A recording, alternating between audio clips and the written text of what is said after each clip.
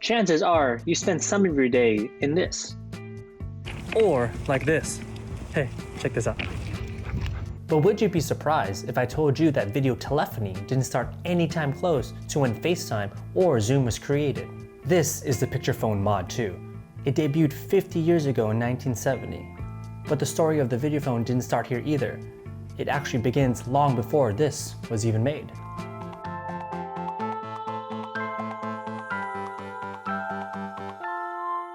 The history of video chatting starts almost as early as the telephone itself. Alexander Graham Bell continuously worked to enhance communication, especially for the deaf. It took until the late 1920s when Bell Labs, better known as AT&T, began working on televisions, that they created the first ever videophone, the Econophone. But it was riddled with problems, and synchronous video calling in the late 20s was very difficult. It wasn't until Claude Shannon's mathematical theory for compressed data in 1948 did video calling become less a sci-fi wonder and more a tangible reality. Enter the Picturephone, aka Mod 1.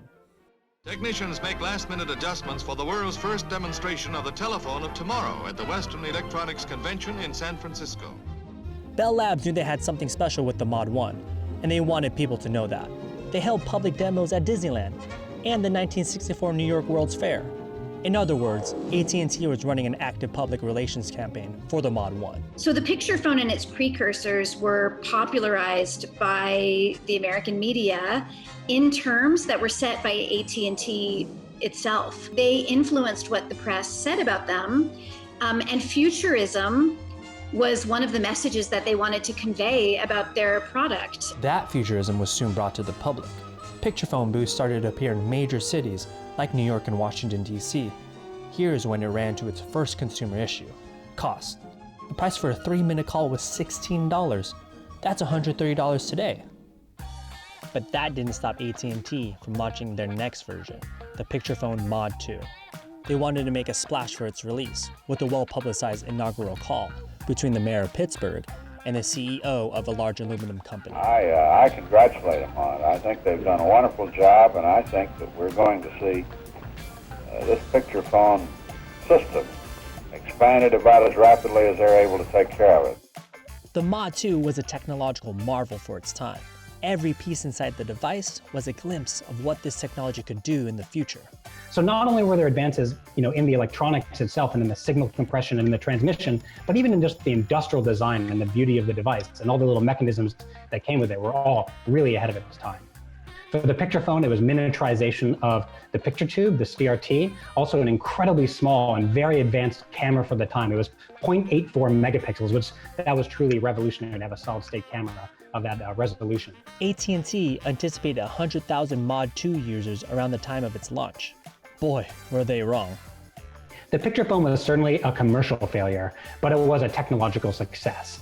The reason it primarily failed was due to cost. It just cost way too much to run it with 1970s technologies.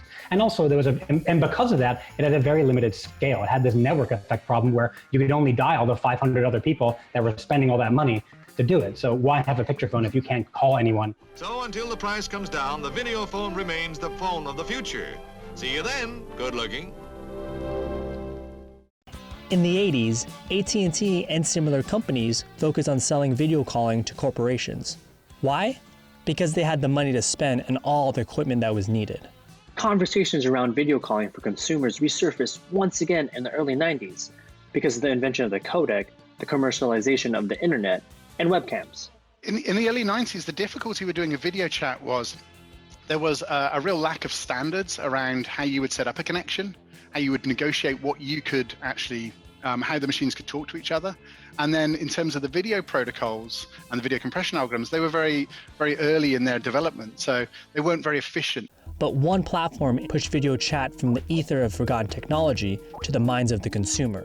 Skype was that watershed moment where not only was it easy to do because now people had more bandwidth, they were on broadband, so they were always on.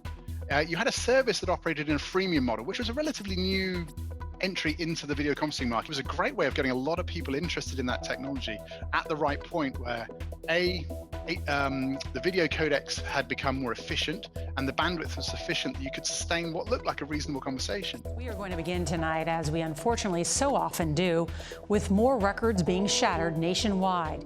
Today, and especially since the spread of COVID-19, video chat is a standard part of everyday life for many people. Business app downloads reached an all-time high at the end of March, which was fueled by video conferencing apps like Zoom, Google Meet, and Microsoft Teams.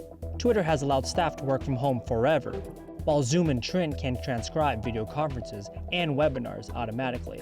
But being able to video chat is still a privilege. 19 million Americans still don't have broadband service, and we know that video chat is only going to get better and more necessary. I think in the future, we are still going to see video conferencing, and we're going to still see telephones. I mean, telephones have been around since the 1870s, and video conferencing now has been around, at least in a available form, since 1970s. So what I think will happen 50 years from now is we won't see those technologies having been replaced or disappear, but rather they'll be added to with a suite of other communication tools that are even more advanced, like augmented and virtual reality.